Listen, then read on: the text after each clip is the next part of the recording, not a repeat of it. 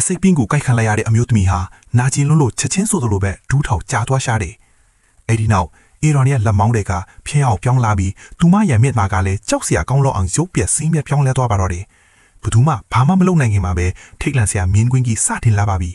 ။မျိုးသားမင်းကိုကာကွယ်ကြဆိုပြီးစစ်သားတွေအော်ဟစ်ပြီးဝိုင်းလိုက်ကြပေမဲ့သူမရဲ့ကြောကနေထွက်လာတဲ့ပင့်ကူခြေထောက်တွေကြောင့်ဘသူမှအနာမကက်ရကြပါဘူး။စက္ကန့်ပိုင်းအတွင်းမှာပဲအေရွန်ကစစ်သားတအုပ်လုံးကိုတိုက်ထိုက်တုတ်တင်ပြလိုက်တယ်။အဲ့နောက်သူမကမျိုးသားမင်းစီကိုဖြည်းဖြည်းချင်းရှောင်သွားနေတော့စစ်သားတယောက်ကဝင်တိုက်ဖို့ကြိုးစားပေမဲ့တစ်ချက်ထဲနဲ့လွင့်ထွက်သွားရပါတော့တယ်။ဒီလိုအရေးကြီးတဲ့အချိန်မှာပဲတွန်းကအချိန်မီပြန်ရောက်လာခဲ့ပါတယ်။သူကလေယာစီးလောင်အိမ်ကိုတုံးပြီးအေရွန်ကိုဖမ်းချုပ်ဖို့ကြိုးစားလိုက်တယ်။ဒါပေမဲ့မထင်မှတ်ထားတာကအေရွန်ကမြေကြီးတွေကိုရုတ်တရက်နှုတ်ရှူပျောက်ကွယ်သွားတာပါပဲ။နောက်တစ်စက္ကန့်မှာတော့တွန်းရဲ့အနောက်ကနေပေါ်လာပြီးသူ့ကိုမြေကြီးပေါ်ရိုက်ချလိုက်တယ်။တွန်းကသူမကိုအော်ဟစ်ပြီးတတိပြန်ကတ်စေကိုကြိုးစားပေမဲ့အေရွန်ကတော့လုံးဝတတိလွတ်နေပါပြီ။